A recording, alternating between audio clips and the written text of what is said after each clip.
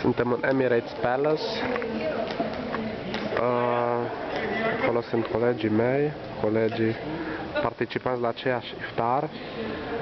După cum vedeți, totul arată incredibil. This is le crème de la crème. Cireșica de pe tort. Mai tare decât Burj Al Arab.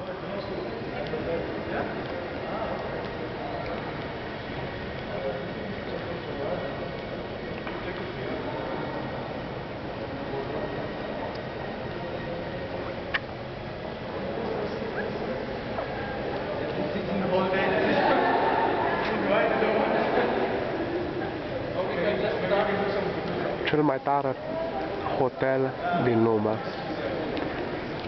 Hai că rămân singur. Pe mai târziu.